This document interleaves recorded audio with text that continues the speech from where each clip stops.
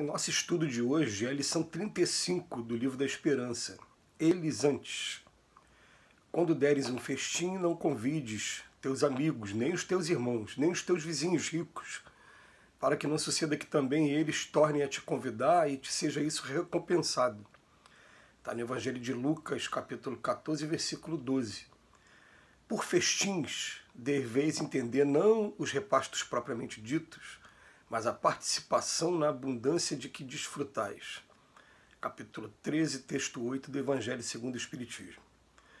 Quando derdes um festim, disse Jesus, não convideis para ele os vossos amigos, mas os pobres e os estropiados.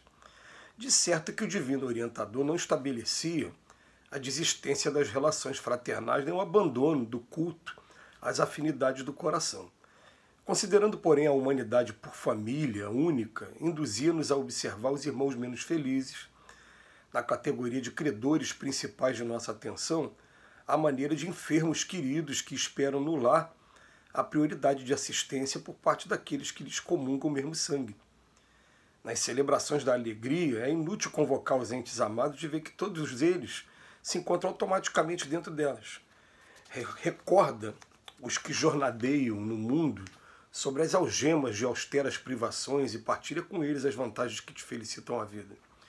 Se exerces autoridade, é natural te disponhas à sustentação dos companheiros honestos que te apoiam à luta. Antes deles, no entanto, pensa no amparo que deves a todos os que padecem aflição e injustiça. Obtiveste merecimentos sociais elevados pelos títulos de competência que granjeaste a preço de trabalho e de estudo, e com semelhantes valores, é razoável te empenhes no reconforto a benefício dos que viajam no carro de tuas facilidades terrestres. Antes deles, contudo, atende à cooperação em favor dos que jazem cansados nas provações sem remédio. Desfrutas extensa possibilidade econômica na qual é compreensível te devotes a obsequiar os amigos do teu nível doméstico.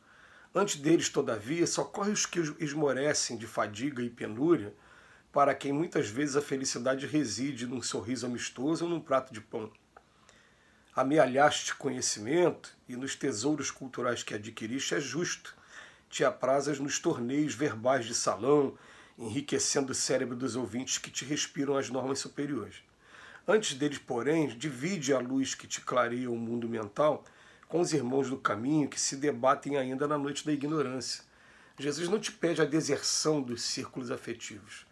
Ele próprio, certa feita, asseverou aos companheiros do apostolado, já não vos chamo servos, porque o servo não sabe o que faz o meu Senhor. Chamo-vos amigos, porque vos revelei tudo quanto ouvi de meu Pai. Com os amigos, entretanto, consagrou-se primeiramente a aliviar a carga de todos os sofrimentos, como a dizer-nos que todos podemos cultivar afeições preciosas que nos alentem as energias. Mas à frente dos que choram, dos transes de dolorosas necessidades, é preciso adotar a legenda eles antes. Emociona, gente, né, a leitura de hoje, porque o texto tem como título Eles antes. E vem falar de uma passagem do Evangelho que, se você fizer uma interpretação literal, é claro que você vai cair em enganos, porque parece que Jesus está dizendo que quando a gente der uma festa, uma comemoração, que é melhor, ao invés de a gente chamar os nossos amigos, os nossos parentes, as pessoas queridas, a gente chamar os pobres e estropiados, usam os termos, né, que tinham na época, aí, né, o que utilizaram na tradução aí dos evangelhos. E que parece que é completamente contrário. Como assim, né? Mas espera aí, as pessoas que eu amo eu não vou chamar, eu vou chamar pessoas estranhas. E não é que Jesus estivesse fazendo isso, mas o Emmanuel, ele até estende essa interpretação. Ele fala, o que Jesus quis dizer era que a gente começasse a tomar o cuidado de examinar a humanidade por uma família única, né? E a observar aqueles que estão vivendo em momentos mais complicados, menos felizes, e que eles possam estar participando mais dos eventos que a gente estiver proporcionando de alguma maneira.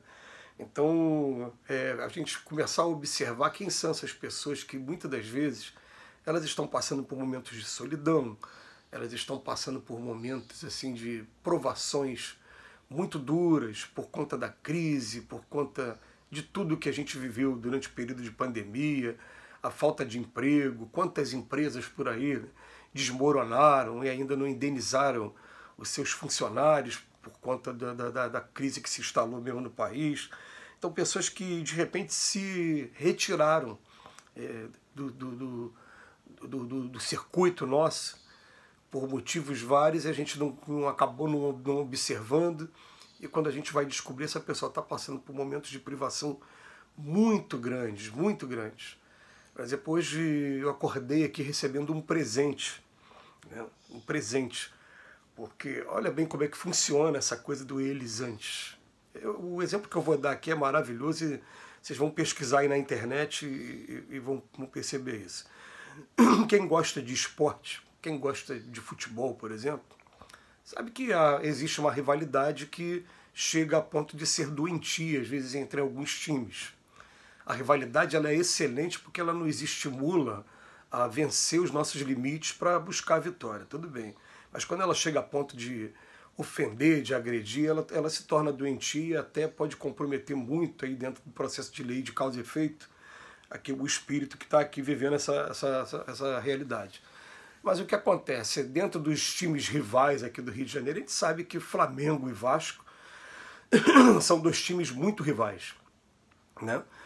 E aí hoje, um jogador que foi jogador do Vasco no início do século, a década de 90, final da década de 90 e início do século XXI, e que não conhece o jogador do Flamengo hoje, ele fala até no vídeo, eu não conheço ele pessoalmente, só participei de alguns programas com ele, mas eu quero dizer o seguinte, para que ele tome muito cuidado, ele cuide de sua saúde mental, porque às vezes as críticas que a gente recebe, elas, na época, eu passei pela mesma situação que esse jogador passou, que foi ter que operar o joelho, e por conta de ter que operar o joelho, ficar fora de convocação para a seleção, de realizações do atleta, da carreira do atleta, né? Ele não pôde participar de algumas finais, de algumas decisões, e também perdeu a vaga numa Copa do Mundo, que é o caso do jogador do Flamengo também, hoje, que está passando por essa situação, está perdendo a vaga na Copa do Mundo também.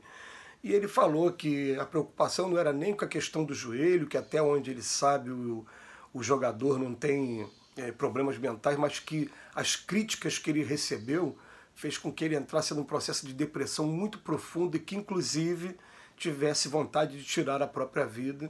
Ele lembra que nós estamos no Setembro Amarelo nesse momento, e o Setembro Amarelo é o setembro de prevenção à vida contra o suicídio. É uma mobilização que a gente tem de vários setores da sociedade, não só o meio espírita, mas meio religioso, científico, todo, né, a parte toda, né, psicológica também, de prevenção ao suicídio.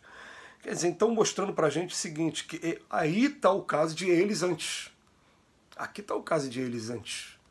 Olha, ele é do time que é rival ao meu, mas não, acima de rivalidade, não. Nós somos atletas, acima de tudo somos seres humanos. E como ser humano, palavras dele, eu não desejo para ninguém passar o que eu passei. Né?